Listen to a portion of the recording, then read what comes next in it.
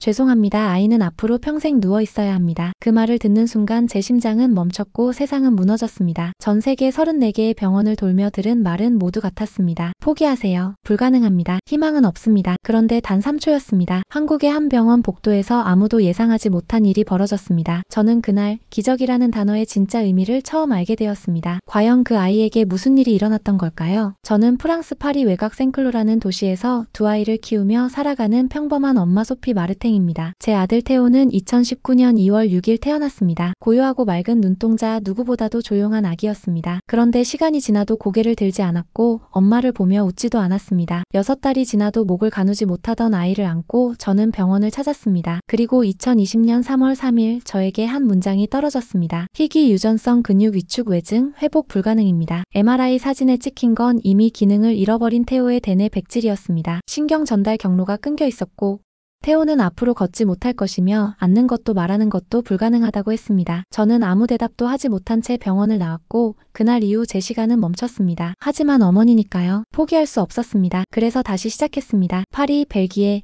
독일, 이탈리아, 미국, 일본, 쿠웨이트까지 병원을 찾았습니다. 전 세계 34곳, MRI만 20번이 넘었지만 결과는 같았습니다. 회복 불가, 기능 제로, 종신 간병. 그렇게 남편은 지쳐 떠났고 저는 테오와 단둘이 남았습니다. 모든 게 끝난 것 같았던 그때 한 친구가 말했습니다. 한국에 가보지 않을래? 저는 처음엔 웃었습니다. 프랑스, 독일, 미국도 못한 일을 한국이 해줄 수 있을까? 그 의심은 희망과 다르지 않았습니다. 그래서 검색을 시작했습니다. 한국, 재활, 희귀병, 기적이라는 단어를 조합하며 영상을 찾아보다가 어느 블로그에서 한 아이의 영상을 보게 되었습니다. 10년째 누워있던 아이 한국 병원에서 일어섰다. 자막이 흐르고 아이가 손가락을 움직였습니다. 그 장면은 말이 아닌 기도로 다가왔습니다. 영상 말미에 등장한 이름 박지영 교수. 저는 망설이지 않고 메일을 썼습니다. 낯선 언어, 번역기를 돌려가며 하루 종일 매달려 보낸 메일. 그리고 며칠 후 병원에서 연락이 왔습니다. 교수님이 직접 MRI를 확인해 보겠다고 하셨다는 말과 함께 저는 울었습니다. 그것만으로도 세상이 다시 움직이기 시작했습니다. 2025년 5월 10일 항공권을 끊었습니다. 에어프랑스 직항편, 서울 세브란스 병원 박지영 교수님과의 예약이 확정되었습니다. 첫째 마고에게 작별 인사를 하며 저도 울었습니다. 엄마로서 떠나는 아이와 남겨진 아이에게 동시에 죄책감을 느끼며 테오와 함께 비행기에 올랐습니다. 인천공항에 도착했을 때